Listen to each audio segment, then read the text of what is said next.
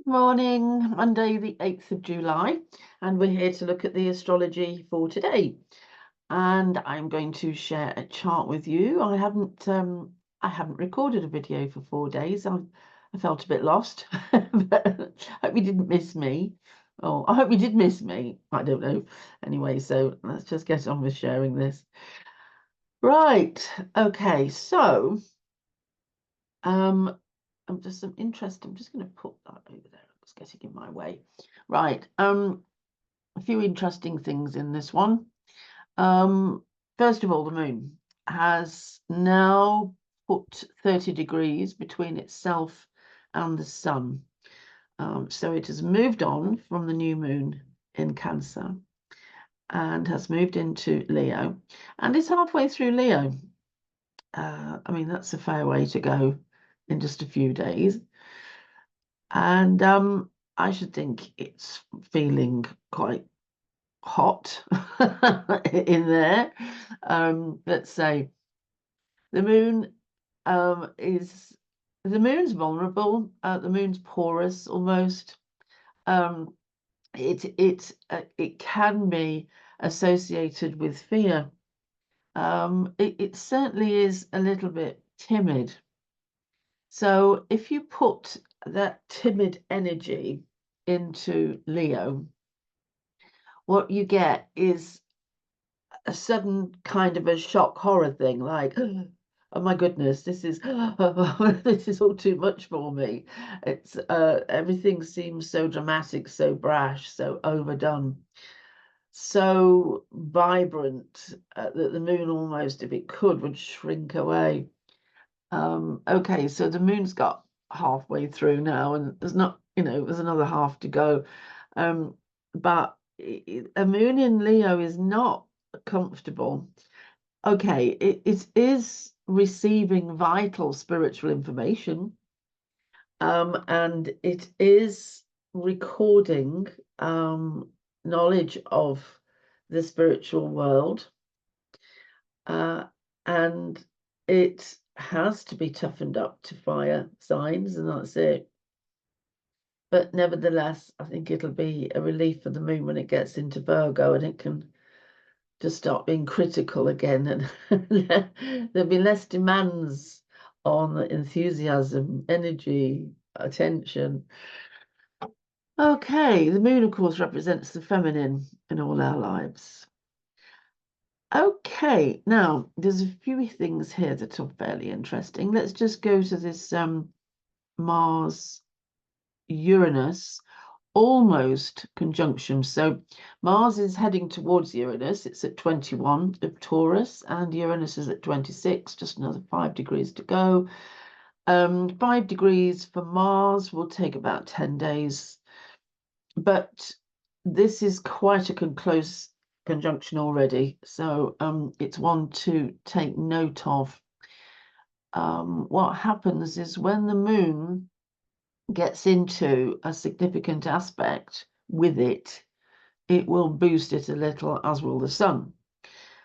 Now, because this is on the fixed cross and the moon is actually in the fixed cross at the moment, the moon really only has to go 5 more degrees, and it's exact to its square, to this couple. And that will bring the meaning of these two into the collective. Right, I'm going to talk about that in a moment. Let me just while we're here, I just want to point this out, and that is the opposition between Saturn and Juno has now passed. The two planets crossed their exactness in the opposition, and so that is fading. Now, hopefully that didn't bring you too many problems of a relationship nature, but it might have done. It might have pulled the wool from your eyes. It might have taken off the what do they call them? The rose-tinted spectacles regarding someone. Something will have been revealed that you think, crikey, I never thought of that. Or that's a real eye-opener. But there we go. This is what we're all here for. Okay, I'm just going to stop that share now. because I think it would be interesting to talk about the upcoming Mars to Uranus. We recently had a Uranus-Jupiter conjunction, and yeah, it received quite a bit of astrology press. I think that one, if I'm to look at the difference between Uranus and Jupiter and Uranus and Mars, there is a really stark difference, and which revolves actually around the spiritual and enlightenment. I think it is more sci-fi, more science fiction. So this is the Uranus Jupiter. But I think the spiritual enlightenment part of it is very much Uranus Jupiter. And therefore the spiritual in us, so the deity in us, the fire in us, is certainly enlivened by this pair. When it comes to Uranus with Mars, this is an entirely different effect. Although both planets are fire planets, that is Jupiter and Mars, and both planets are therefore stimulating to Uranus, which is an air planet, there is a very big difference on the Mars effect. And I think with Mars, it's a much more raw effect. I think it's more violent and it's more volatile. It's more in your face chop. And Mars is not necessarily a spiritual symbol. It's not a philosophizer. Mars is there to produce energy. It's the testosterone, if you like. It's the adrenaline shot. It's there to enliven and awaken, but not enliven and awaken to something, as Jupiter does. It just puts adrenaline in your bones. I was about to say your body, I guess, and gives a sharp input of energy, like a sudden release of energy from a nuclear power station, perhaps. So this is a different quality. So with Uranus Mars, you'll get suddenness, and it really will be, because Uranus is already inclined to push in a meteorite or two, which strikes the floor, thunder, lightning. I mean, Uranus is already an awakener, so Uranus is already all about uproar, uproot, and breakthrough, breakdown. So add Mars's energy, and it just goes off instantly and quickly. Okay, well, there's 10 days for that to go exact, but the energy or the most intense energy is never actually on the day that something is exact. It's always just before, because of the bow wave effect. So I think that one is worth thinking about. That's good. And you can always sort of direct these energies. You can always bend them a little just by being aware of them. So on that day, for instance, a couple of days before, I would be very much inclined to do something very energetic. I am saving the digging of my garden, or I am saving the clearing out of the shed. This kind of stuff, something where you need a real impetus for change, and it requires a lot of energy. So I think that would be useful. Just think about what you could be doing with it.